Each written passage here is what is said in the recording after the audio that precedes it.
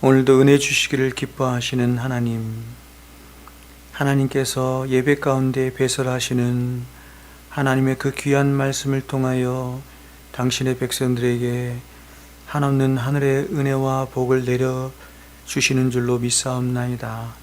이 시간도 그 하나님을 향하여 우리의 심령이 가난해지고 애통하며 온유하며 의에 줄이고 목마른 심령이 되어서 하나님께서 저희들에게 베풀어 주시는 그 말씀의 깊으신 은혜 안으로 우리가 들어가 그 은혜를 먹고 마시며 은혜를 누리며 은혜 가운데 살기를 소망하는 열망이 우리 가운데 있게 하여 주시옵소서.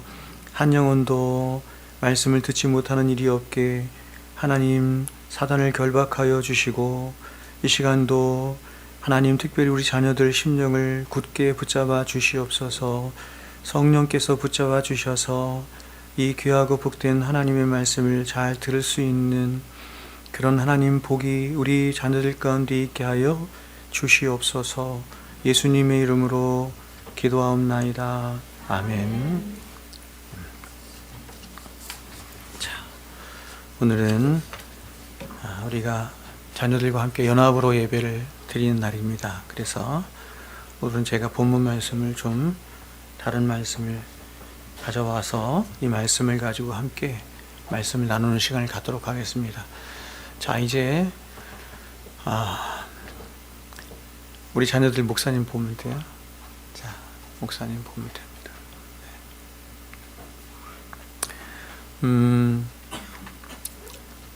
우리 청년들이 10시 20분부터 11시까지 이렇게 모임을 가지고 있는데 요즘 이렇게 보니까 몇 명 모이지 않는 것 같아요. 그래서 제가 다시 한번 여러분, 우리 청년들 굉장히 많이 있거든요. 되게 여러 명 있는데 함께 모여서 말씀을 배웠으면 좋겠습니다.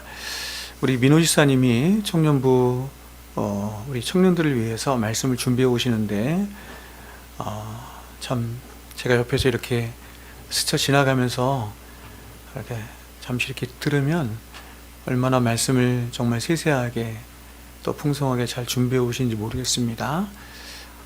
하나님 말씀이 식탁에 배설될 때 우리 청년들 함께 모여서 전도서 12장에 그런 말씀이 있잖아요. 너희 창조주 하나님을 기억하라. 청년의 때에 아무 낙이 없다고 할 해가 가깝기 전에. 그죠? 예, 여러분 청년들 한번 물어보세요. 어른들한테 한번 물어보세요. 나이 드신 분들한테 물어보세요. 아무 낙이 없다고 할 해가 정말 있습니까? 그렇습니다. 나이가 들면 들수록 더 그렇습니다. 평생 이렇게 세상 사람들이 말하는 좋다고 하는 것, 가치 있다고 하는 것, 이런 것들을 추구하며 쫓아오며 왔는데, 그런 것들이 전도서에서 말씀하는 것처럼 참 허무한 것이구나, 가치 없는 것이구나 라고 하는 것을 나이가 들면 들수록 더 깨닫고 하나님의 말씀을 알고 배우고, 그래서 하나님을 경외하며 사는 것이 사람의 본분이구나 라고 하는 전도서 12장의 말씀이 점점 깊어져 가는 거거든요. 그래서 너무나 우리는 어리석기 때문에 젊을 때는 이걸 잘 모르거든요. 젊을 때는 더 막 화려하고 좋은 것들이 많은 것 같지만, 그래서 이제 우리 부모님들이 기도를 하는 거죠. 기도를 하는 건데, 청년들이여, 고개를 들고 봐야지.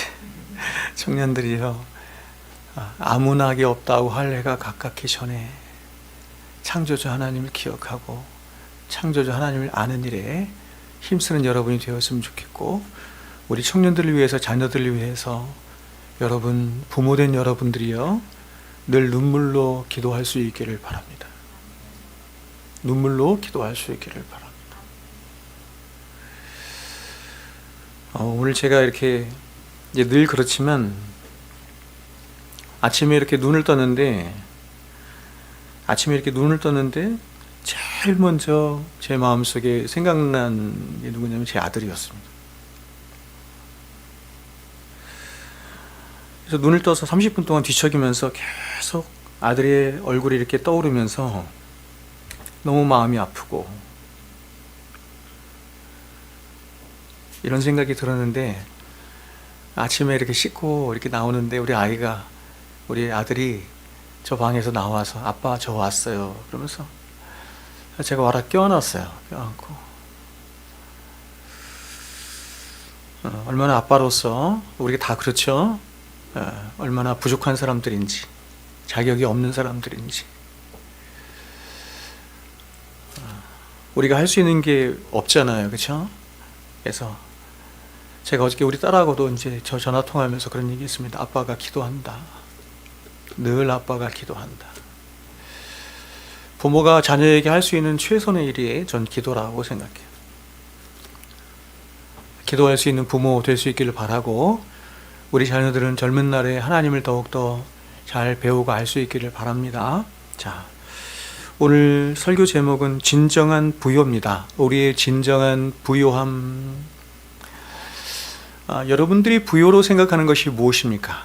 오늘 성경은 우리의 진정한 부요가 무엇인지를 말씀하고 있는데, 오늘 우리가 함께 읽은 본문의 말씀은 한 절 말씀밖에 읽지 않았지만, 이 짧은 한 절 말씀 속에 과연 기독교 복음이 무엇이고, 그리고 기독교 복음이 불러온 최고의 영광이 무엇인지 아주 일목요연하게 이 한 구절의 말씀에 담겨져 있습니다.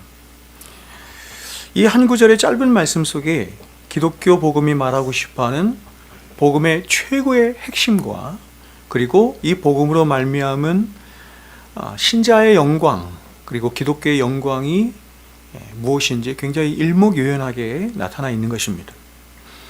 자, 그러면 기독교 복음의 핵심을 오늘 사도는 무엇이라고 말할까요? 사도는 그것을 이렇게 말하고 있습니다. 우리 주 예수 그리스도의 은혜를 너희가 알거니와. 우리 주 예수 그리스도의 은혜를 너희가 알거니와, 이렇게 말하고 있습니다. 무슨 말이냐면, 예수 그리스도의 복음이 이 세상에 나타나서 그 복음을 우리가 알게 되고 보게 되고 깨닫게 되었는데, 그런데 그 복음이 우리 인생들에게 어떻게 나타났냐면 은혜의 방식으로 나타났다, 이렇게 말하는 거예요. 은혜의 복음이 인생들에게 나타났는데 그 복음이 은혜의 복음으로 나타났다, 이렇게 말하는 것입니다. 복음, 히라바로 유앙겔리온인데, 이 유앙겔리온이라고 하는 복음이라고 하는 말은 영어로는 good news입니다. 기쁜 소식, 이런 말이죠. 그렇다면 여러분, 과연 복음이 왜 기쁜 소식일까요? 복음이 왜 기쁜 소식일까요? 그것은 복음이 사람들에게 나타났는데, 복음이 하늘로부터 복음이 인생들에게 나타나는데, 그 복음이 어떻게 나타났냐면 그 복음의 실체가 은혜의 복음으로 나타났기 때문에 그렇습니다.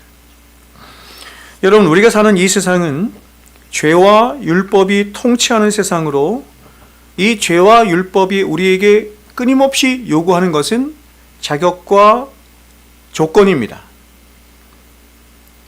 그래서 우리의 인생이 그토록 수고스럽고 고통스럽고 아프고 고달픈 이유가 바로 온 세상이 바로 죄와 율법으로 가득 차서 그 죄와 율법이 사람들에게 끊임없이 자격과 조건을 요구하기 때문이에요. 사람들은 평생을 그 자격과 조건을 갖추기 위해서 땀 흘리고 노력하고 눈물 흘리고 수고하며 사는 것이지요.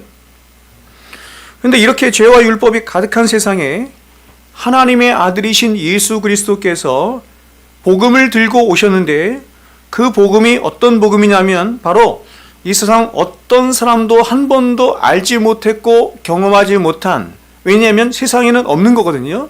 세상에는 없는, 누려보지 못한 그런 은혜의 복음이었던 것입니다. 그렇다면 여러분, 그 은혜의 복음이 어떤 방식으로 임했길래 그 복음이 과연 우리들에게 그렇게 기쁘고 감격스러운 그런 소식이 되는 것일까요? 사도는 그것을 오늘 이렇게 말하죠. 가장 부유하신 자로서 우리를 위하여 가장 가난하게 되는 방식으로 은혜의 복음이 우리에게 임했을 뿐만 아니라 그 은혜의 복음의 결과로 말미암아 우리가 진정한 부요자가 되었기 때문이다, 이렇게 말합니다. 이 짧은 한 구절을 제가 이렇게 주에 비슷하게 해드렸는데 이해하시겠죠? 자, 여러분 이 말씀을 한번 잘 보세요. 저와 여러분이 믿는 예수 그리스도는 모든 만물 위에 뛰어나신 분이죠. 모든 만물 위에 뛰어나실 뿐만 아니라 모든 만물을 초월하여 계신, 그래서 가장 높으시고 부유하시며 영광스러우신 창조주 하나님이십니다. 성부 하나님만 창조주 하나님이시 아니라 예수 그리스도 그분도 창조주 하나님이십니다. 그런데 그러한 창조주이신 예수 그리스도 그분이 그 하늘 영광, 창조주로서 가지신 그 모든 하늘 영광을 다 버리시고 그 부유함을 다 버리시고 사람의 모습, 피조물의 모습을 취하사 이 땅에 가장 천하고 낮고 가난한 모습으로 오셨다는 것입니다. 그리고 그것도 모자라서 마치 피조물처럼 이 세상을 사람으로 사시고 또 모진 고난과 질고를 다 당하시고 결국에는 사람을 위하여 십자가에 못 박혀 죽으시는 그런 가난과 낮아짐과 자기 희생으로 점철된 인생을 사셨다, 이렇게 성경이 말하는 거예요. 사도는 지금 예수 그리스도의 이 땅에 오심과 사심과 고난당하심과 십자가에서의 죽으시는 그분의 모든 일생을 한마디로 요약해서 가난하심, 이렇게 말하고 있는 것입니다. 그분의 가난하심, 그분의 일생의 모든 삶을 한마디로 요약한다고 한다면 그분은 가난한 삶이었습니다. 낮아지는 삶이었습니다. 그러면 여러분 왜 그렇게 하셨다고 말하는 겁니까? 왜 예수님께서 가장 부유하신 영광 중에 계신 예수 그리스도에서 왜 그렇게 가난해지셨다고 사도가 말하는 것입니까? 사도는 그 이유를 너희를 위하여 이렇게 말해요. 너희를 위하여. 사도는 이 너희를 위하여를 뒤에서 보다 자세히 말하는데 바로 너희를 부욕해 하기 위하여입니다. 세상에서 가장 가난한 자였던 우리를 가장 부유한 자로 만드시기 위해서 가장 부유하신 자가 가장 가난하게 되셨다, 이렇게 말합니다. 그러면 여러분 주님이 과연 어떻게 가난해지신 것인지 좀 더 말씀을 자세히 한번 보겠습니다. 우리가 알고 있듯이 예수님은 저와 여러분과 같은 인생도 아니시고 천사도 아니시며 피조물도 아니신 바로 성부, 성자, 성령 하나님과 동등하세요. 동등한 영광과 권능과 지혜와 능력을 지니신 삼위 하나님, 모든 만물을 초월하여 계신, 모든 만물을 창조하신 그 하나님 중에 한 분이십니다. 그러므로 예수님은 성부, 성령 하나님과 함께 영원 전부터 당신들이 지으신 모든 피조물들로부터 찬송과 존귀와 영광을 한 몸에 받으셨던 분이에요. 그분이 예수님이십니다. 근데 그러한 예수님이 저와 여러분을 위해서, 아니 저와 여러분을 부욕해 하기 위해서 창조주로서 자신이 가지고 계신 모든 영광과 존귀와 영광의 자리를 떠나는 것을 넘어서 자신을 한없이 낮추시고 또 낮추시고 비우시고 더 나아가 가난하게 되심으로 가장 낮고 천한 자리인 피조물의 자리까지, 아니 더 나아가서 죄인의 자리에까지 내려오셨다는 것입니다. 그렇다면 여러분 주님이 자신을 얼마나 낮추신 것입니까?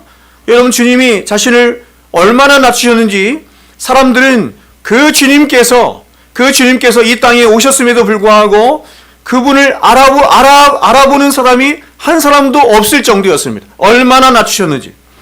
아니 주님의 오심을 예언했던 선지자들조차도 이 땅에 오신 주님의 모습이 너무나 초라해 보이고 너무나 비천한 모습이어서 그들조차도 그 주님을, 그 하나님이신 주님을 알아보지 못할 정도, 더 나아가서 귀하게 여기지 않을 정도였습니다. 이사야가 53장에서 말하죠. 여러분 우리 주님은 하나님이십니다. 여기서 주님이 하나님이시라는 말은 가장 1차적으로 주님이 모든 시간과, 우리가 사는 시간과 물질과 공간을 초월하여 계신 분이다 라는 뜻입니다. 이 세상, 우리가 사는 이 세상, 우리를 포함한 이 세상의 가장 중요한 특징은 시간 속에, 물질 속에 공간 속에 갇혀 있는 존재라는 것입니다. 그런데 하나님은 창조주이시기 때문에 그 모든 시간과 공간과 물질을 창조하신 분이기 때문에 그 모든 것들을 초월하여 계신 분이신 거죠. 즉 주님은 이 세상을 초월하여 계신 창조주 하나님이신 것입니다. 그런데 주님은 그러한 당신의 모든 신적인 영광과 능력과 본질을 다 비우시고 하나님 당신이 예수 그리스도에서 지으시고 빚으신 시간과 물질과 공간으로 점철된 이 세상 속으로 자기를 낮추시고 자기를 가두셨다 이렇게 말하는 거예요. 뿐만 아니라 주님이 혹시 이 세상에 오신다 해도 주님은 하나님이시죠.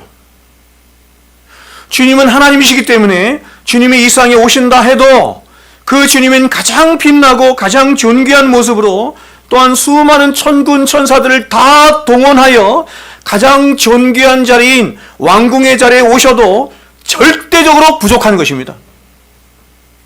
절대적으로 부족한 것인데 그런데 주님은 오히려 나라들 가운데에도 가장 작은 나라인 유대 땅에 그것도 변방 중에 가장 변방인 베들레헴이라고 하는 가장 작은 고을에 그리고 집이나 병원도 아닌 짐승들이나 자는 마구간에서 태어나시고 그 말들이 먹는 밥통 말구유에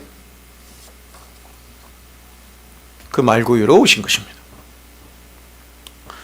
여러분 하나님이시요 만왕의 왕이시며 만주의 주가 되신 그 창조주 하나님 그 하나님이 가장 비천한 나라와 가장 비천한 고을과 가장 비천한 곳으로 피조물 된 자신이 직접 손으로 지어 만든 피조물 된 사람이 되어서 이 땅에 오신 것입니다. 뿐만 아니라 주님은 이 땅에 사시는 33년간의 공생의 기간 동안에도 주님은 영원하신 제사장이시요 선지자시요 왕으로 오셨음에도 불구하고 오히려 가장 천한 목수의 신분으로 사셨을 뿐만 아니라 결국에는 가족들로부터도 배척을 당하시고 사랑하는 제자들로부터도 배신을 당하시며 또 일평생 한시도 쉬지 못하시는 그런 고달프고 머리둘 곳 하나 없는 인생을 30년 동안 사신 것입니다. 그리고 주님은 어떤 죄도 없으신 가장 순결하신 분이심에도 불구하고 사람들로부터 침뱉음을 당하시고 온갖 조롱과 멸시와 채찍질을 다 당하셨으며 그리고 결국 십자가에 높이 들리셔서 가장 끔찍한 죽음까지 맞이하신 것입니다.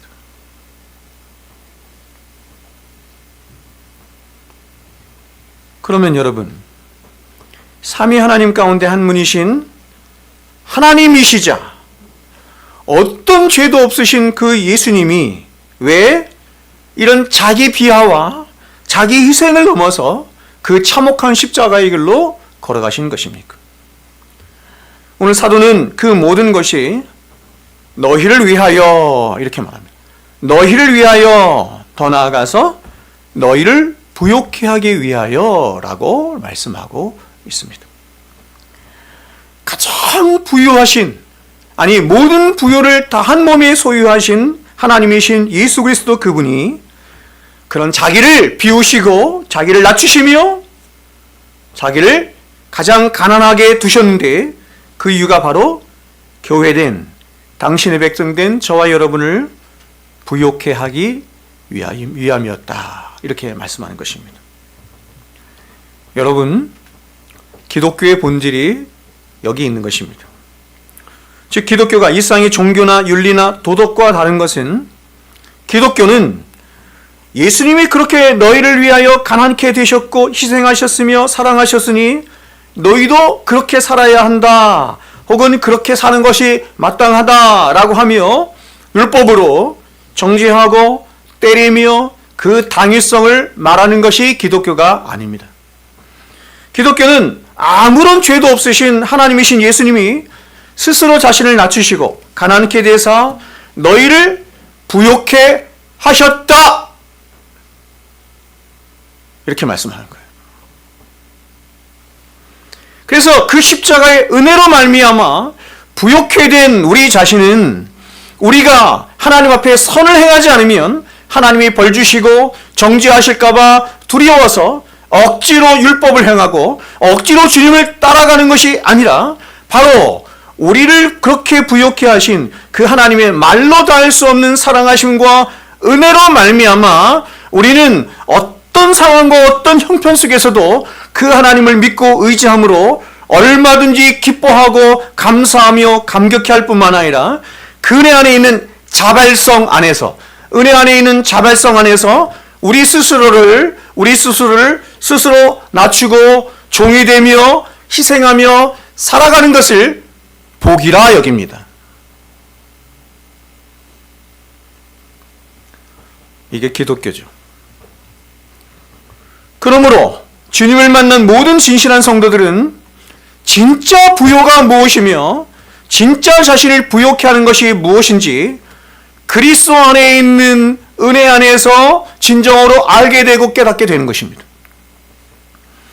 여러분, 우리가 예수 믿기 전에는 우리도 세상 사람들하고 똑같이 이 세상에서 얻게 되는 부와 명예와 업적들과 온갖 자랑과 칭찬들이 우리 자신을 부욕해 하는 것이라고 믿었습니다.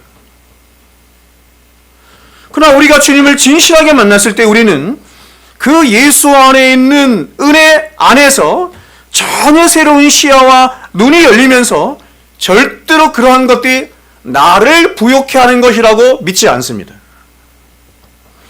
예수를 믿은 이후에도 여전히 이런 것이 나를 부욕해 하는 것이라고 믿는 사람은 아직 복음이 무엇인지 크게 깨닫지 못한 사람이죠.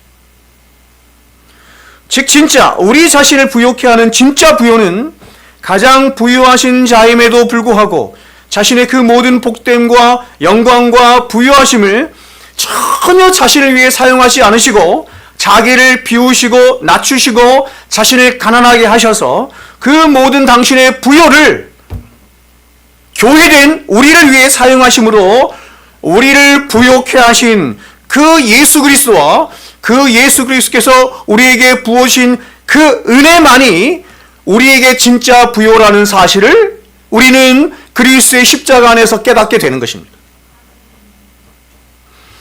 여러분, 땅에 있는 모든 것들은 다 그렇습니다. 모든 것이 다 그렇습니다. 잠시 있다 없어집니다. 잠시 있다가 사라지는 안개와도 같은 것들입니다. 전도서 기자가 고백한 것처럼 해 아래에 있는 모든 것들과 해 아래에 있는 것들을 위하여 수고하고 도모하는 모든 것들은 다 헛되고 헛될 뿐만 아니라 마치 바람을 잡는 것과 같이 무익하고 허망합니다. 세상 사람들이 어떤 가치라고 여기는 것도 시간이 가면서 우리는 점점 허망함을 느낍니다. 그러므로 여러분에게 주어진 일에 청지기의 마음을 가지고 최선을 다해서 살아가야 하지만 그러나 절대로 이 세상의 것들에 우리는 욕심을 부리거나 이러한 것들이 우리의 삶의 가치가 되어서 이러한 것들에 우리의 삶의 목표를 두고 살아가서는 안 돼요.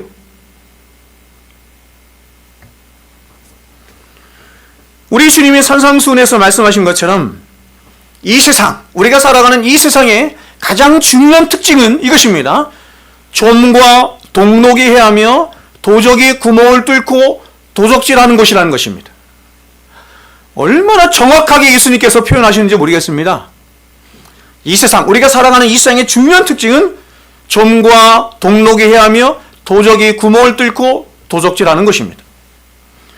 무슨 말이냐면 바로 이 세상과 이 세상의 모든 속한 것들은 결국 시간이 지남에 따라서 하나님이 정하신 시간이 지남에 따라서 다 쇠하고 부패하며 사라질 것들일 뿐인 것입니다. 하나님이 시간을 창조하셨죠. 그렇기 때문에 시간이 닿으면 시간과 함께 창조된 공간도 물질도 이 세상도 다 사라지는 거예요.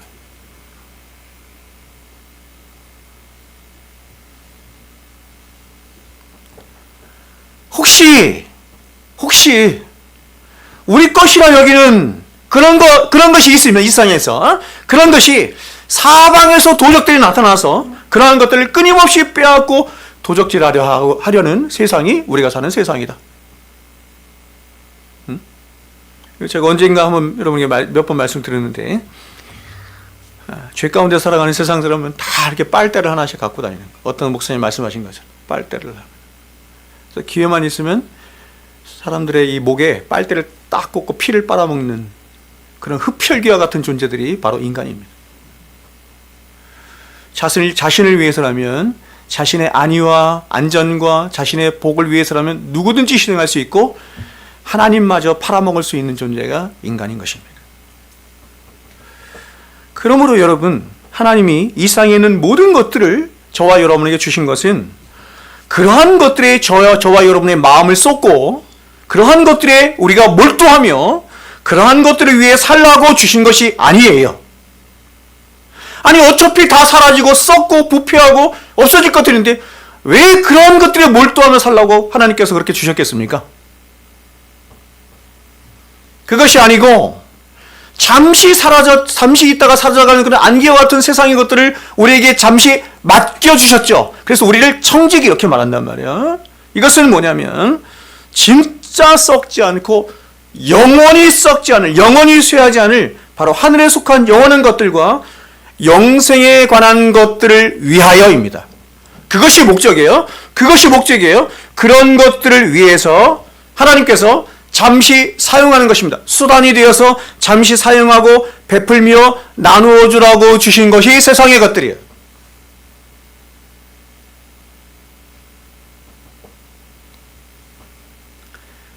이 세상에 여러분, 좀과 동록에 행하지 않는 것이 어디 있습니까? 썩지 않고 녹슬지 않는 것이 어디 있습니까? 제가 오늘 집에서 이렇게 나오면서 보니까 저희 집 앞에 이렇게 자전거가 놓여 있어요. 제가 타던 자전거. 근데 겨울이라 계속 안 탄 거죠. 가을부터 안 탄 것 같아요. 굉장히 오랫동안 안 탄. 녹이 새빨갛게 다 쓰러져 있어요.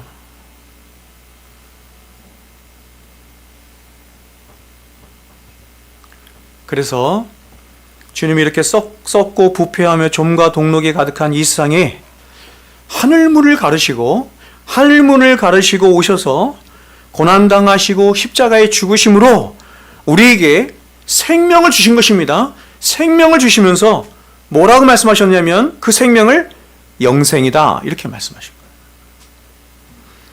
거예요. 예수 믿으면 고생하지 않는다. 예수 믿으면 복 받는다. 예수 믿으면 지옥 가지 않는다 라고 예수님께서 말씀하신 것이 아니라 예수 믿으면 너희에게 영생이 있다. 영생이 주어진다. 이렇게 말한 것입니다. 바로 절대로 이 세상처럼 절대로 좀먹지 않고 빼앗기지 않고 녹슬지 않고 영원토록 우리의 소유가 되도록 하는 우리의 소유가 되도록 하는 그런 하늘에 속한 것 영생이 있는데 그 영생을 우리에게 주시기 위해서 예수님께서 하늘을 가르고 오셔서 고난받으시고 우리를 위하여 십자가에 죽으셨다.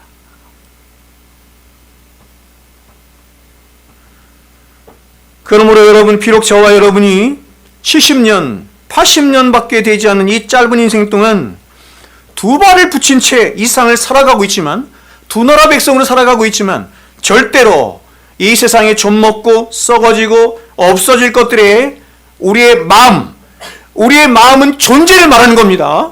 마음을 빼앗기는 건 존재를 빼앗기는 거거든요. 마음을 빼앗겨서는 안 되고 바로 우리 주님이 오셔서 십자가에서 몸을 찢으시고 피를 흘리사 하늘문을 열어서 보여주신 그 영원하고 참된 것들, 그 진짜가 있음을 알아서 그러한 것들이 저와 여러분을 진짜 부욕해 하는 것이라는 것을 알아서 땅이 아닌, 이 땅이 아닙니다. 땅이 아닌 하늘의 보물을 쌓으며 살아가는 진짜 복받은 자들이 되어야 하는 것입니다.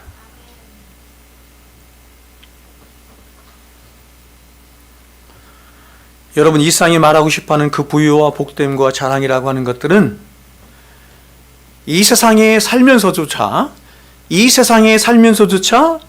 얼마나 허무하고 헛되며 무상한 것인지 모르겠습니다.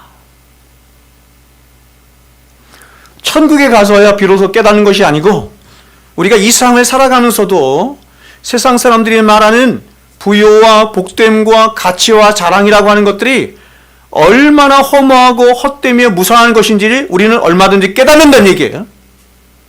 제가 말씀드렸던 것처럼 그래서 우리 앞선 사람들이, 믿음의 사람들 말고 그냥 세상을 살다 간 사람들이 시를 짓고 소설을 짓고 그쵸? 시조를 지었는데 대부분이 뭐냐면 인생 무상이에요.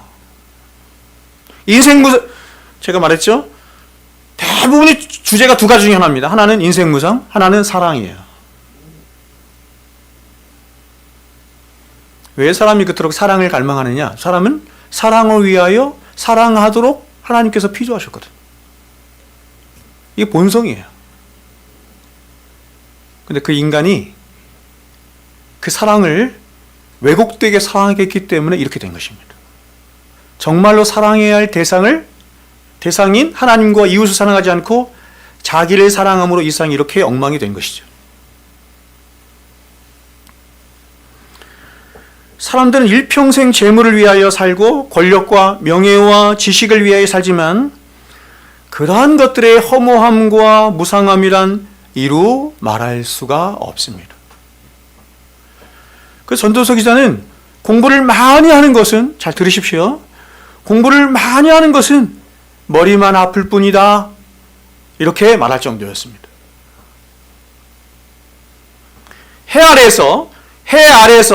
해 아래에서의 산만을 위하여 공부하는 것은 머리만 아플 뿐이죠.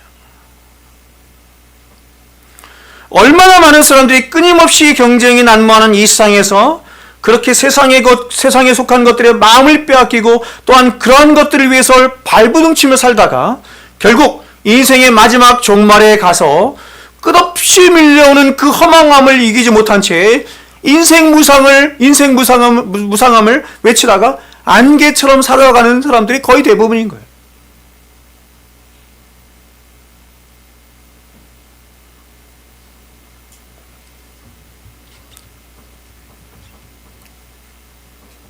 여러분, 인생을 다 살고 나서 마지막 저와 여러분은 반드시 하나님의 심판대 앞에 이르게 될 것인데, 그 하나님의 심판대 앞에 여러분이 어떻게 이야기하겠습니까? 그 하나님을 향해서 어떻게 이야기하시겠어요?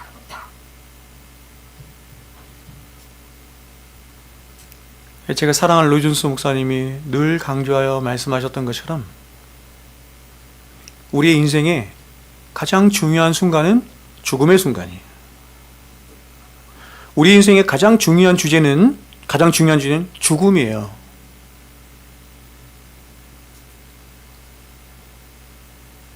다 죽죠. 어떻게 죽을 것입니까? 여러분, 죽음을 기쁨으로 맞이할 수 있겠어요? 지금 그런 준비 됐습니까? 그러면 우리가 어떻게 하면 죽음을 잘 맞이할 수 있겠어요? 어떻게 하면? 잘 살아야 합니다. 인생을 잘 살지 않은 사람이 마지막에 가서 나는 잘 살았어 하면서 인생의 마지막인 죽음을 잘 맞이할 수 없어요. 인생을 잘 살아야 마지막 죽음을 잘 기쁨으로 감격 가운데 맞이할 수 있는 것입니다.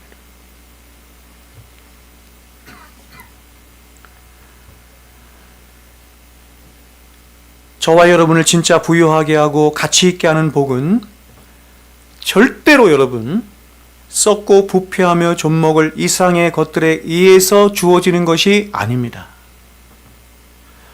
우리는 이러한 것들을 얼마든지 할 수 있습니다. 왜냐하면 썩고 부패하며 좀먹을 이상한 것들에 일평생 몰두하며 살아서 그런 것들에 큰 성공을 거둔 많은 사람들이 인생의 허무함을 이기지 못해서 마지막 죽음을 비참하게 맞이한 사람이 수없이 많기 때문에 그렇습니다. 저와 여러분의 진짜 복은 바로 저와 여러분을 위해서 당신 스스로를 낮추시고 가난케 되시며 자기 몸을 찢기신 예수 그리스도 그분과 그분이 열어내신 하늘의 복이 저와 여러분의 진짜 복이 되기 때문에 그 복을 알고 깨달을 뿐만 아니라 그 복을 우리 인생 가운데 흘려보내며 누리는 삶을 살아갈 때 진짜 인생의 부유함이 무엇이며 진짜 가치 있는 삶이 무엇인지 진짜 영생의 삶이 무엇인지를 우리는 거기서 알고 깨닫고 누리게 되는 것입니다. 여러분, 이러한 바울의 진술, 즉 신자가 이 땅에서 취해야 할 진정한 복과 영광이 어떤 것인지 바울은 그가 기록한 많은 서신들에서 동일하게 말하고 있는데, 그 중에서 특별히 성도의 부르심이요, 성도의 부르심과 연관해서 바울은 이것을 이렇게 말하고 있습니다. 들어보세요. 고린도서 7장 17절부터 24절입니다. 오직 주께서 각 사람에게 나눠주신 대로, 오직 주께서 각 사람에게 나눠주신 대로. 나이가 들면 들수록 정말 더 많이 깨닫게 되는 것입니다. 우리 자녀들에게 너무 닥달할 필요가 없는 게 여기 있는 건데, 제가 인생을 살아보면 거의 90% 이상은 가지고 태어나요. 가지고 태어납니다. 네? 공부 못하는 DNA를 가지고 태어난 아이에게 공부해라, 소용없어요. 가지고 태어납니다. 90% 이상. 오직 주께서 각 사람에게 나눠주시죠. 나눠주신 대로 하나님이 각 사람을 부르신 그대로 행하라. 부르셨네요. 그렇죠? 그 부르심을 위하여 하나님이 각 사람에게 뭔가를 나눠주셨다, 이렇게 말하는 거예요. 내가 모든 교회에서 이와 같이 명하노라. 할례자로서 부르심을 받은 자가 있느냐? 할례자가 되지 말며. 무헬라자로 부르심을 받은 자가 있느냐? 할례를 받지 말라. 할례 받는 것도 아무것도 아니요, 할례 받지 아니하는 것도 아무것도 아니로되 오직 하나님의 계명을 지킬 따름이니라. 그런 게 중요한 게 아니라 세상에서 어떤 신분, 어떤 위치에서 살아가느냐, 이게 중요한 게 아니라 자신이 정한 위치에서 하나님의 말씀을 따라 살아가는 것이 중요하다, 이렇게 말하는 거예요. 각 사람은 부르심을 받은 그 부르심 그대로 지내라. 네가 종으로 있을 때의 부르심을 받았느냐? 염려하지 마라. 그러나 내가 자유롭게 할 수 있거든 그것을 이용하라. 주 안에서 부르심을 받은 자는 종이라도 주께 속한 자유인이요, 또 그와 같이 자유로 있을 때의 부르심을 받은 자는 그리스도의 종이니라. 기가 막힌 말입니다. 너희는 값으로 사신 것이니 사람들의 종이 되지 말라. 형제들아, 너희는 각각 부르심을 받은 그대로 하나님과 함께 거하라. 자, 무슨 말이냐면 지금 바울은 부르심과 연관해서 고린도 성도들에게 말하고 있는데, 이렇게 말하는 거예요. 제가 풀어서 한번 얘기해 보겠습니다. 여러분의 신분이 종이면 종된 신분 그대로, 혹은 자유인이면 자유인이 된 그 신분 그대로 주의 부르심 안에서, 그게 부르심이라는 거예요. 부르심 안에서 주의 영광을 위하여 말씀을 따라 말씀과 함께 살아가면 되는 것이지, 억지로 너의 신분을 변화시키고 신분을 높이기 위해서 안달복달하며 살아서는 안 된다 하는 것입니다. 왜냐하면 이렇게 말하죠. 종이니 자유인이 혹은 할례를 받은 유대인이니 할례를 받지 못한 이방인이니 하는 것은 이 세상 사람들이 정해놓은 규정이라는 거예요. 부자니 가난하니 많이 배웠느니 적게 배웠느니 세상 사람들이 정해놓은 규정이라는 것입니다. 우리 모두가 어떤 모습을 살든지, 우리 모두가 그리스도를 믿어서 그리스도인이 되는 순간 우리는 이러한 세상이 말하는 모든 신분과 자격과 차이들을 다 무너뜨리고, 오직 모두는 다 그리스도 예수 안에서 가장 부욕해 되고 최고의 복된 신분이 되는 바로 그리스도인이라고 하는 한 신분이에요. 그리스도인이라고 하는 신분, 부자도 그리스도인, 가난한 자도 그리스도인, 찬란 자도 그리스도인, 못난 자도 그리스도인. 더 나아가서 자유인이라는 한 신분이에요. 누구든지 어떤 모습을 살든지 그리스도를 믿게 되면 자유인이 된다. 자유인이라고 하는 한 신분 안으로, 그렇죠? 수렴된다는 것입니다. 또 그리스도의 사랑에 빚진 노예라는 한 신분이 된다. 부자도 그리스도를 믿는 순간 그리스도의 사랑에 빚져서 그리스도의 노예가 되고, 가난한 자도 그리스도를 믿는 순간 부요함 속에서, 그리스도 안에서 누리는 부요함 속에서 그리스도를 향한 자신의 노예됨을 기뻐하는 자가 된다. 제가 세 가지 말했죠. 첫 번째, 그리스도인이라고 하는 신분, 자녀이라는 신분, 그리고 그리스도의 사랑에 비친 노예라는 한 신분. 세 가지입니다. 그래서 사도는 말하기를 그리스도인이란 바로 그 신분 자체로 가장 부여하게 된 가장 복된 자들이기 때문에 마치 다른 신분으로 옮겨지거나 세상의 다른 것들이 취해야 더 복된 자가 될 수 있는 것처럼 생각해서는 안 돼요. 안 된다는 것이 이유가 뭐죠? 그게 부르심이니까. 그게 부르심이니까. 1차적인 부르심이라는 거예요. 하나님이 각 사람을 부르신 그 부르심의 자리에서 그 부르심의 자리가 하나님이 나를 부르신 가장 복된 자리임을 알고 확신함으로 그 자리에서 그리스도를 가장 많이 닮아가는 자로 그리스도의 영광을 나타내며 사는 자로 살면 되는 것이다.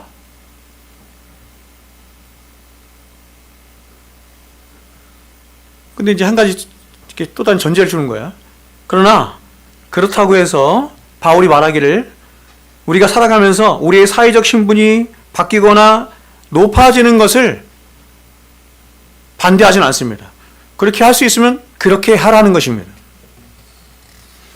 그렇게 할 수 있으면 그렇게 하라는 것입니다. 그러나 그런 것들이 마치 우리의 인생의 목적인 양 안달복달하면서 그것을 위해서 살면은 안 된다.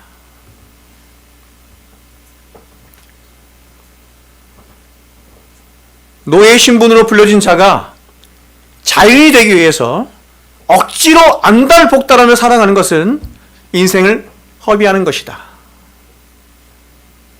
마찬가지로 자유인으로 부르심을 받은 자들은 이제 자신은 그리스도의 피값으로 사신받은 그리스도의 종된 자이기 때문에 자신의 부요함은 세상에서 내가 신분이 높고 많은 것을 가졌기 때문에 나는 부요한 자라 이렇게 더 이상 생각하지 않아요.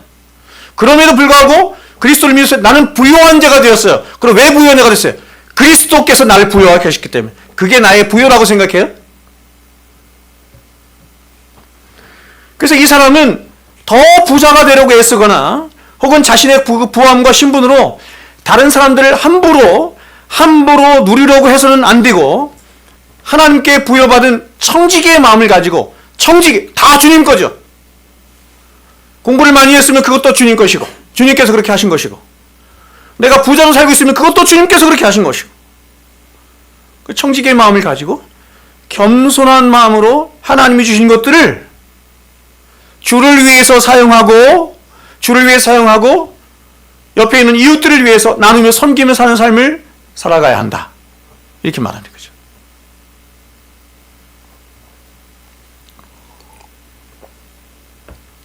이것을 제가 현대말로 바꿔서 한번 얘기해 보겠습니다.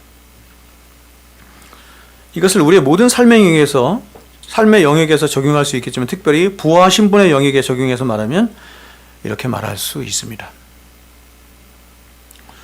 네가 가난하게 부르심을 받았을 때 부르심을 받았느냐? 그러면 염려하지 마. 그러나 내가 물론 부유할 수 있거든 그렇게 하라.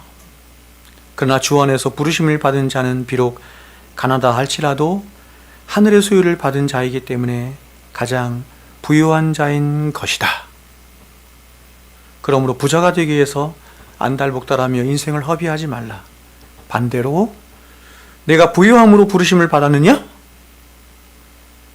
어떤 사람에게는 부자가 될 수 있는 은사를 주셨죠. 그렇죠? 그렇죠? 제가 아는 어떤 분은 이렇게 얘기해요. 자기는 돈이 보인대. 돈이 보인대. 저는 아무리 눈을 씻고 봐도 돈이 안 보이는데 돈이 보인대. 저는 눈을 씻고 보면은 말씀이 보이는 거예요. 예? 그렇다면 그리스도를 본받아 가난하게 되라. 그리스도는 가장 부유하신 자이시나 우리를 위하여 가난하게 되신 것처럼 하나님이 우리에게 만일 재물을 주시고 높은 신분의 위치를 주셨다고 한다면 그것으로 다른 사람을 부욕해 하고 복되게 하는 일에 쓰이도록 해야 한다. 그러므로 여러분, 저와 여러분이 가난한 자로 부르심을 받았든지 혹은 부유한 신분으로 부르심을 받았든지 우리 각자가 그러한 위치와 신분으로 부르심을 받은 것이니, 여기에 또 이렇게 불만을 갖고 있는 사람이 있죠. 여기에 불만을 가져서 왜 하나님 하필이면 가난한 자로 부르심을 받았습니까? 왜 하필이면? 이왕이면이라고 하는 말을 하는 순간 그는 하나님의 은혜를 모르는 것입니다. 하나님이 부르신 모든 부르심은 하나님이 줄로 재어주신 아름다운 것이니, 아름다운 구역이니, 우리 안에 있는 탐심을 따라 그 부르심을 변화시키기 위해서 안달복달하며 인생을 허비하지 말라.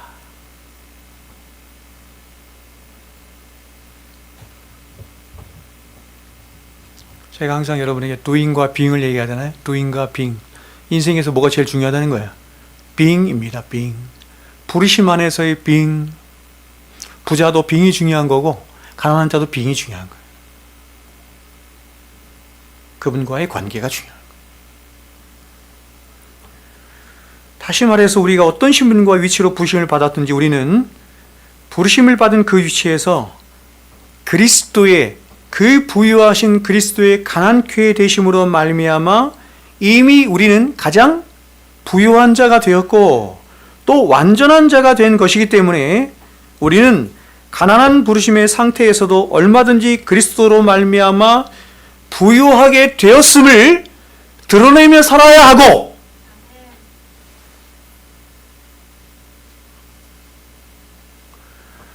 예전에 제가 청소년 집회를 갔는데 우리나라에 굉장히 유명한 목사님이죠. 그분이 설교를 이렇게 하셨는데 제가 굉장히 혼란스러웠어요. 이렇게 하셨어요. 청소년들에게 설교했습니다. 얘들아, 너희가 가난뱅이로 살면서 세상에서 패배한 자로 살면서 세상에 나가서 내가 그리스도입니다 하면 세상이 너희들을 얼마나 우습게 여기겠니? 그러니 너희들이 세상에 성공할 이유가 거기 있는 거다. 너희가 세상에서 성공하고 잘 돼야, 그래서 그렇게 성공하고 잘 된 너희의 모습으로 세상에 나가서 나는 그리스도인입니다, 나는 주님께서 이렇게 부욕해 하셨습니다, 그래야 세상이 그런 너희를 통해서 하나님을 알아보지 않겠니? 지금 우리 교회 대교회를 이루고 있는 목사님이세요. 절대로 동의할 수 없습니다.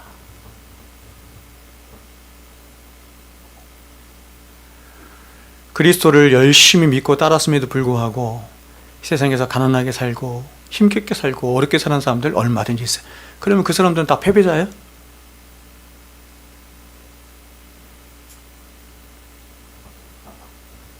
그러니까 이런 번영신학적인 성공주의적인 그런 이런 신앙이 교회 안에 들어와서 이 교회를 망치고 있는 거예요.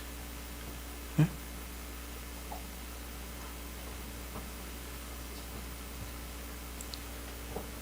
반대로 부유한 자는 우리 다 부유하죠? 부유한 자들이여 들으십시오.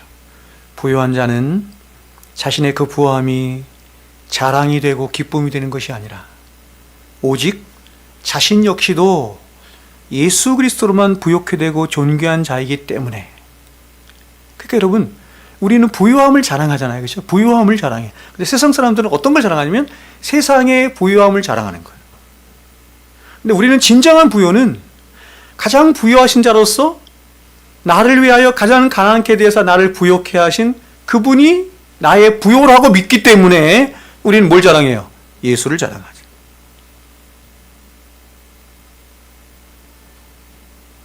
그래서 우리가 예수를 믿는 순간, 교회 안에 들어오는 순간 어떤 사람도 세상의 것으로 자랑하지 않게 되는 거예요. 가난한 자도 부한 자도 잘난 자도 못난 자도 다 누구만 자랑한다? 예수만 자랑한다. 그리고 자신의 위치에서 하나님께서 주신 것들을 청지기의 마음을 가지고 나누고 흘려보내며 우리 주님처럼 사랑에 빚진 노예가 되어서 살아간다. 그래서 칼빈이 이렇게 말한 거예요. 하나님이 가난을 주신 것은 가난을 통해 끝까지 참고 견디는지 보시기 위함이고, 반대로 부유한 자는 그 부유함으로 어떻게 하나님과 이웃들을 섬기고 사랑하는지 보시기 위함이다. 여러분, 이러한 적용은 하나님이 저와 여러분에게 줄로 지으신 모든 것들에 다 적용이 됩니다. 재물뿐만 아니라 건강이든 명예든 학벌이든 무엇이든지 그러한 것들을 얻을 수 있으면 얻겠지만, 그러나 그러한 것들을 얻기 위해서 인생에 몰두하거나 우리의 마음을 빼앗기거나 혹은 그런 것들을 위해서 애쓰고 수고하며 살아서는 안 되고, 오직 예수 그리스도로 말미암아 부르심을 받은 그 자체로 우리는 세상에서 가장 부유한 자가 되었음을 알고 믿음으로 부르심을 받은 그 위치에서 다시 말해서 하나님이 줄로 지으신 그 위치와 신분에서 하나님의 영광을 위하여 살아가면 하나님이 영광을 받으신다, 이렇게 말합니다. 아멘이십니까?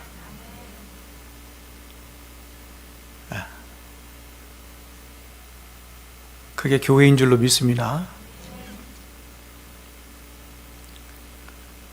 제가 부목사를 11년 했는데, 부목사 11년 하면서 가장 마음이 아팠던 것 중에 하나가 이거예요. 세상에서 실패하고 가난하고 없이 살았던 사람들이 교회 안에서, 교회에 와서 예수를 믿는 게 왜 믿냐면 자기도 그러한 사람들이 되기 위해서 예수를 믿는 거예요, 첫 번째는. 그리고 상대적으로 교회 안에 다른 사람보다 가난하고 없이 여기고 이런 걸로 인해서 아파하고 고통스러워하고 교회 안에서 말을 못하는 것입니다.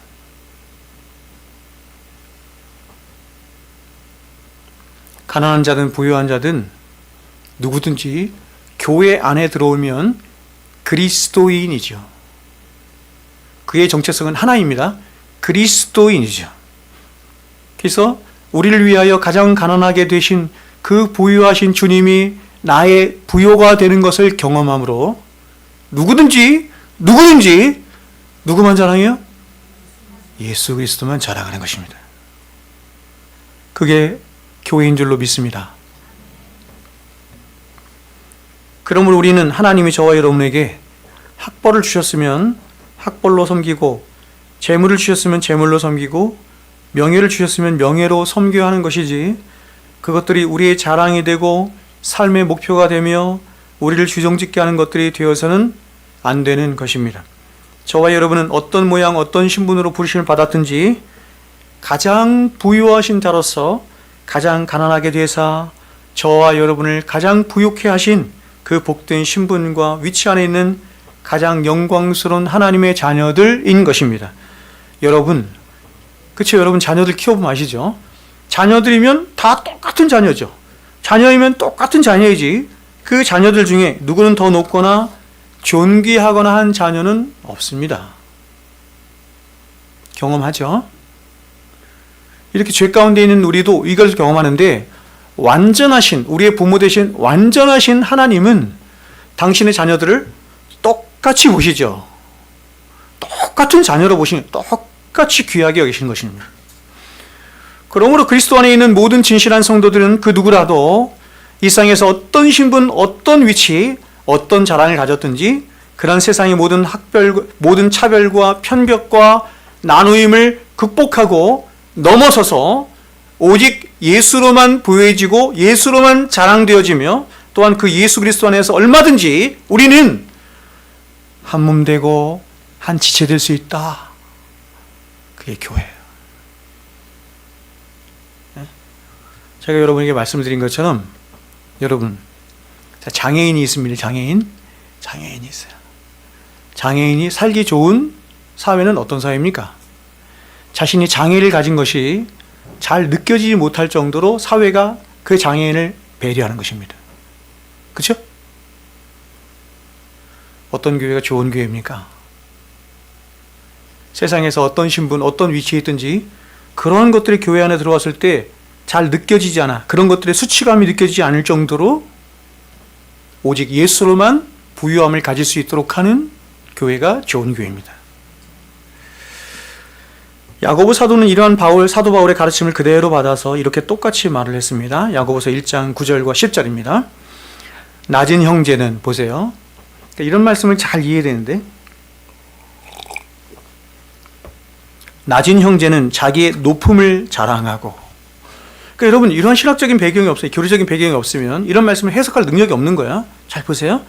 낮은 형제는 자기의 높음을 자랑하고 부한 자는 자기의 낮아짐을 자랑할지니 이는 그가 풀의 꽃과 같이 지나감이라. 무슨 말이냐면, 먼저 사도는 낮은 형제는 자기의 높음을 자랑하라 이렇게 말합니다.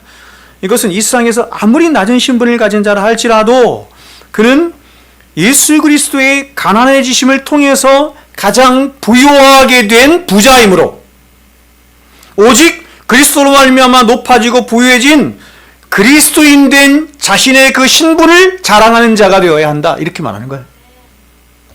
반대로 사도는 부한 자는 자기의 낮아짐을 자랑하라 이렇게 말하죠.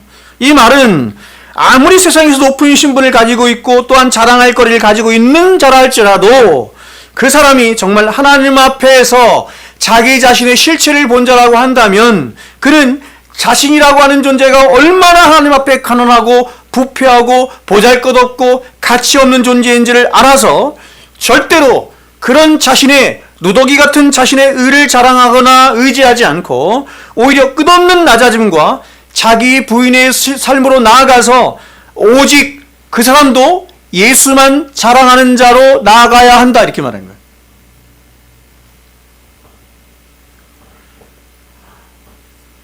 그렇게 할 수 있겠어요? 너무 어렵죠. 너무 어렵지. 그냥 자기에 목말라 있는 이 죄인들이 이렇게 모이는 거예요. 여러분 다 그렇죠? 이 손톱 많은 자기 의만 있어서 그거를 막 드러내고 싶어서 자랑하고 싶어서 막 안달복달. 제가 그랬습니다. 제가. 네?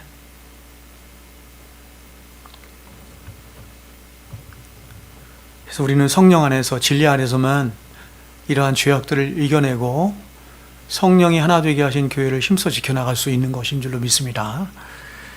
여러분 우리는 자주 우리 자신이 우리 인생의 주인인 것처럼 그렇게 착각하며 살 때가 많이 있습니다. 그러나 저와 여러분을 가장 부유하신 자로서 저와 여러분은 가장 부유하신 자로서 자신의 전부를 값으로 지불하시고 사신 바 된 바로 예수 그리스도 그분의 것, 그분의 소유라는 사실을 절대로 잊어서는 안 됩니다. 나의 소유는 내가 아니고, 그래서 관계를 잘 맺어야 되는 거야. 관계는 여러 관계가 있잖아요. 어저께 제가 우리 딸하고 한참 통화를 하면서 이거를 제가 1시간 동안 가르치고 얘기를 했는데 관계에 대해서 가르쳤거든요. 관계입니다. 관계.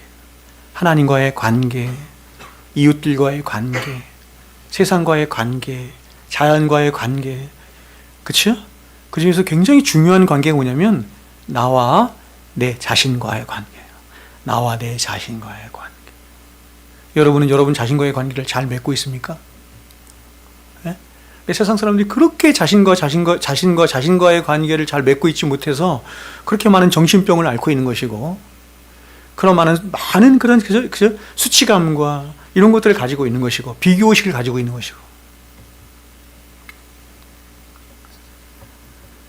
그러므로 우리는 주님의 소유된 우리는 그 주인 되신 주님 앞에 어떤 자랑할 것도 없는 사람들인 것입니다. 오직 저와 여러분이 자랑할 것은 가장 부유하신 자로서 저와 여러분을 위해서 가장 가난하게 되사 우리를 가장 부욕해 하신 예수 그리스도 그분의 십자가와 그리고 그 아들 독생자를 저와 여러분을 위해서 아낌없이 내어주기까지 사랑하신 성부 하나님의 그 위대한 사랑밖에는 자랑할 것이 없는 것입니다. 오늘 말씀을 맺도록 하겠습니다. 여러분 오늘 우리가 함께 보고 있는 고린도후서 8장의 말씀은 제가 오늘 8장 9절만 읽었지만 8장 전체의 말씀은 절체절명의 가난과 공핍에 빠져 있는 예루살렘 교회를 위해서 이방 교회인 고린도 교회가 힘써 헌금할 것을 사도가 권면하고 있는 장면입니다. 그러니까 지금 사도가 이렇게 교회들을 다니면서 이렇게 예루살렘 교회가 이렇게 곰핍과 어려움 가운데 있는데 너희들이 예전에 예루살렘 교회를 위해서 작정한 헌금을 해라 하는 것입니다. 이런 장면이에요. 그러면서 그렇게 고린도 교회가 힘써서 헌금해야 할 이유이자 근거로 사도가 두 가지를 얘기하는 겁니다. 두 가지를 얘기했는데 첫 번째는 뭐냐면 그중 하나는 마게도냐 교회의 모범입니다. 한번 볼까요? 자, 우리도 고린도후서 8장 우리 봤으니까 1절부터 5절 제가 한번 읽어드릴게요. 마게도냐 교회의 모범인데 첫 번째 모범입니다. 형제들아, 1절부터입니다. 하나님께서 마게도냐 교회들에게 주신 은혜를 우리가 너희에게 알리노니. 그치? 근데 그 모든 모범도 하나님의 은혜예요. 환난의 많은 시련 가운데서 그들의 넘치는 기쁨과 극심한 가난이 그들의 풍성한 연보를 넘치도록 하게 하였노라. 여러분, 자기에게 소유가 많아서 헌금한 게 아니에요. 마게도냐 교회의 모범은 뭐냐면 그들도 가난하고 힘들고 공핍한데 그 가운데 예루살렘 교회를 위해서 드리고 헌신한 것입니다. 내가 증언하노니 그들이 힘대로 할 뿐만 아니라 힘에 지나도록 자원하죠. 힘에 지나도록 자원하여 이 은혜와 성도 섬기는 일에 참여함에 대하여 우리에게 간절히 구하니 우리가 바라던 것뿐만 아니라 그들이 먼저 자신을 주께 드리고 또 하나님의 뜻을 따라 우리에게 주었도다. 중요한 헌금의 원리가 여기서 나오죠. 중요한 헌금의 원리. 여러분이 하나님 앞에 드리는 11조의 헌금은 이렇게 드리는 것입니다. 내가 쓰고 다 남은 것 중에 우리 말라기 봤죠? 드리는 것이 아니고 하나님께 먼저 드리는 것입니다. 하나님께 먼저 드리고 그리고 나서 여러분이 취할 것을 취하고 사용할 것을 사용하는 것입니다. 두 번째 사도가 이제 두 번째 모범을 주는데 그 모범이 뭐냐면 예수 그리스도의 모범이에요. 사도는 가장 부유하신 자로서 가장 가난하게 되사 저와 여러분을 부욕케 하신 예수 그리스도의 십자가를 생각하라는 것입니다. 그래서 그 예수 그리스도의 십자가가 너희의 모범이 돼서 너희도 그렇게 가난한 자들을 위해서 너희의 부유함을 나누어 주어야 한다 이렇게 말하는 거예요. 이어서 바울은 이러한 자신의 권면의 핵심이 어디에 있냐면 보십시오. 교회를 균등하게 하는 것에 있다 이렇게 말을 해요. 자, 고린도후서 8장 13절에 15절입니다. 자, 읽어드릴게요. 이는 다른 사람들은 평안하게 하고 너희는 곤고하게 하려는 것이 아니요 균등하게 하려는 것이니 이제 너희의 넉넉한 것으로 그들의 부족한 것을 보충함은 후에 그들의 넉넉한 것으로 너희의 부족한 것을 보충하여 균등하게 하려 함이라. 기록된 것 같이 많이 거둔 자도 남지 아니하였고 적게 거둔 자도 모자라지 아니하였느니라. 여러분, 부한 자가 있고 가난한 자가 있고 성공한 자가 있고 실패한 자가 있습니다. 그런데 주님은 교회를 향해서 그들을 향해서 뭐라고 하냐면 나는 너희들을 균등하게 하려 합니다 이렇게 말을 해요. 여러분, 이것이 기독교입니다. 즉 기독교는 공산주의들처럼 사람들의 모든 것을 다 빼앗아서 모두에게 다 공평하게 나누어 준다. 이게 공산주의죠. 기독교는 그것이 아닙니다. 공산주의의 이론을 기독교에서 갖고 왔다. 이 오해한 겁니다. 여러분, 교회는 가장 부유하신 자로서 가장 가난하게 되시죠. 그분이 가장 부유하신데 가장 가난하게 계신 것은 그분의 자발성 안에서 그렇게 하신 것이죠. 누가 요청하거나 강요한 것이 아니라 자발성 안에. 그래서 우리를 부욕케 하신 그 주님의 사랑과 은혜를 받고 우리가 누렸기에 아무도 우리에게 강제한 적이 없어요. 아무도 강제한 적이 없는데 그분의 십자가의 은혜의 강권하심으로 말미암아 얼마든지 우리는 성령 안에서 자발적으로 자신이 가난하게 되어서 스스로 가난하게 되어서 사랑하고 종이 되며 나누고 흘려보냄으로 다른 사람들을 교회 안에 있는 혹은 다른 사람들을 부욕케 하고 존귀케 하는 일이 있도록 하는 것이 교회다 이렇게 말하는 거예요.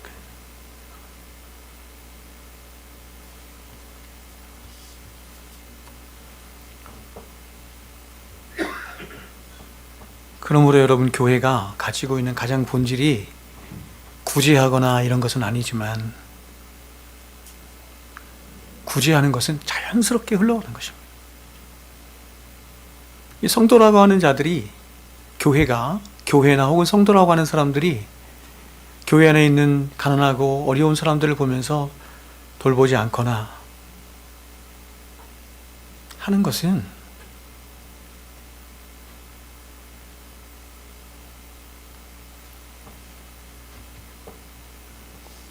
굉장히 슬픈 일이죠. 바라기는 여러분, 가장 부유하신 자로서 가장 가난하게 되사 저와 여러분을 부욕해 하기 위해서 오신 우리 주님이 저와 여러분의 가장 큰 기쁨이 되고 자랑이 되는, 아니 우리의 유일한 부요함이 되는 그런 우리 사랑샘교회가 될 뿐만 아니라 그런 주님의 부요하심이 저와 여러분의 진정한 부요가 되어서 우리도 주님처럼 그러한 부요를 끊임없이 이웃들에게로, 사람들에게로 흘려보내므로 이렇게 이 세상에 이렇게 많은 부가 있음에도 불구하고, 이렇게 많은 세상적인 돈이 있음에도 불구하고 세상이, 사람들이 그토록 아프고 고통스러운 이 세상에 참된 부가 아니라는 거죠. 참된 부요가 아니라는 거죠. 참된 부요는 예수님께서 하신 것처럼 모든 사람을 부욕해 하는 부요예요. 세상의 부는 이렇습니다. 세상의 부는 가진 자가 더 가지려고 하고 더 빼앗으려고 해요. 점점 격차가 나서 어떤 사람들은 즐거워하고 좋아하지만 어떤 사람들은 고통스러워하는, 이게 세상의 부죠. 그래서 이렇게 돈이 많이 넘쳐나고 이렇게 부가 넘쳐나는 세상임에도 불구하고 세상은 그렇게 아픈 거예요. 그렇게 고통스러운 거예요. 이런 세상에 진정한 부요함이 무엇인지 우리 교회를 통해서, 그리고 저와 여러분을 통해서 나타내고 보여주고 흘려보낼 수 있기를 주 이름으로 부탁을 드리고 축원드립니다. 가장 부유하신 자로서 가장 가난하게 되사 우리를 위하여 가난하게 되신 예수 그리스도, 그분의 은혜와 그 아들을 주시기까지 우리를 사랑하신, 만극하신 하나님의 사랑하심과 이제 우리 안에 오셔서 우리로 하여금 참된 부요가 무엇인지 알게 하시고 그 참된 부요함 가운데 살도록 우리를 진리 가운데로 인도하신 성령 하나님의 교통하심이 이제로부터 영원토록 이 교회와 저들의 일생과 저들의 삶과 저들의 가정과 자녀들 위해 이제로부터 영원토록 항상 함께 있을지어다. 아멘.